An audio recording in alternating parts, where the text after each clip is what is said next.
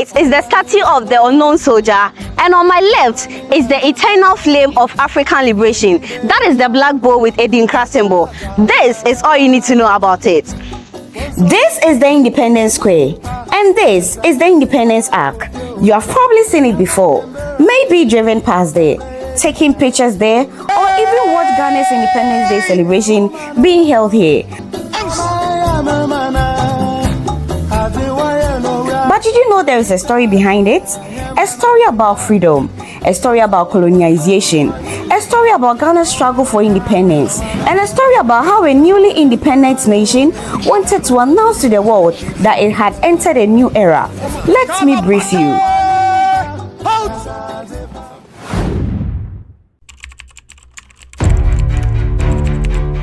To understand Independence Square, we first have to go back to the time where Ghana became Ghana. The country we know today as Ghana was then called the Gold Coast. The Gold Coast was under the British colonial rule, and for many years, political leaders and ordinary citizens pushed for greater self-government. The struggle for independence did not begin with one person. It was a result of many years of political activism, protest, negotiation, elections, and movement for self-rule. Eventually, one of the most important figures in this struggle emerged, and his name is Dr. Kwame Nkrumah. Nkrumah became the leader of the Convention People's Party and went on to become the first Prime Minister of the Gold Coast. His famous political message was simple: self-government now. The demand for their independence became stronger, and finally, the day arrived. There is a new African in the world. That new African is ready to fight his own battle and show that after all, the black man is capable of managing his own affairs. On 6th March 1957, the Gold Coast became the independent nation of Ghana. This was a historic moment not only for Ghana, but for the entire African continent. Ghana became the first country in sub-Saharan Africa to gain independence from European colonial rule. The independence ceremony took place in Accra, with thousands of people gathered to witness the birth of a new nation. Representatives of the British Crown and government were present, along with dignitaries from Ghana and abroad. At the center of the ceremony was Kwame Nkrumah. At the Union, Jack was lowered and the new Ghanaian flag was raised. The symbolism was powerful. The colonial era was ending and a new nation was beginning. Kwame Nkrumah famously declared, "At long last, the battle has ended, and thus Ghana, your beloved country, is free forever." At long last, the battle has ended.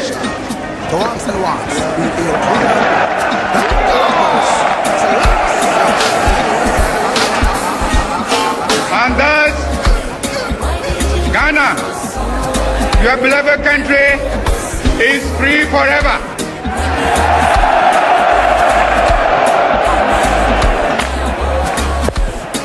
And here again. But independence was not the end of Ghana's story. In many ways, it was the beginning. The new country needed to create its own identity. It needed symbols, it needed space that represented the new nation, and this is where the Independence Square enters the story.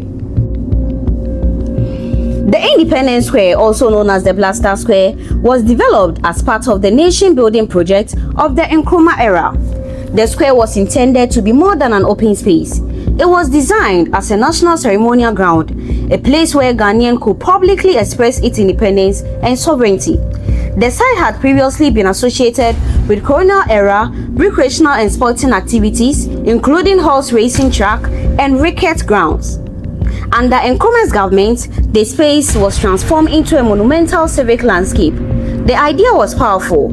A space that had once been connected to the colonial period would become a place where the independent nation could celebrate itself.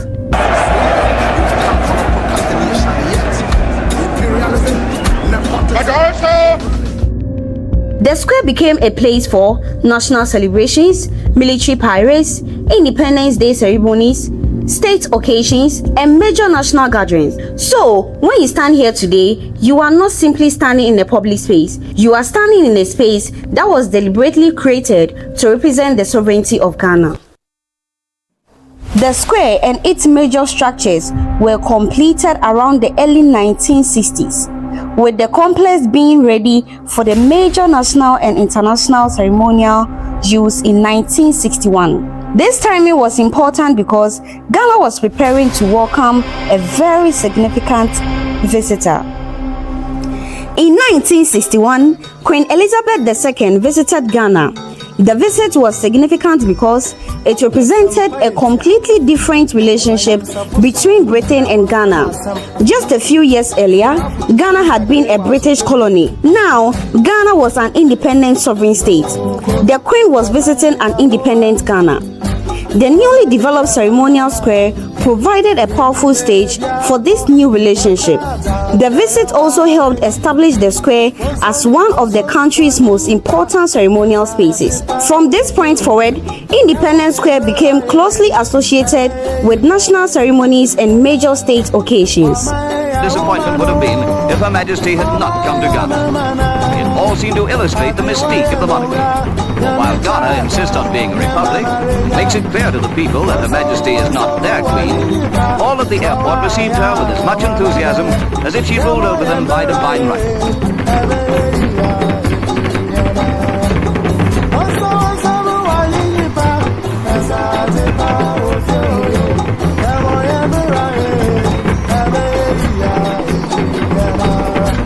Chiefs and such followers as they allowed made up a total of more than 3,000. Quite apart from the wives already mentioned, some of them have more than 50 children.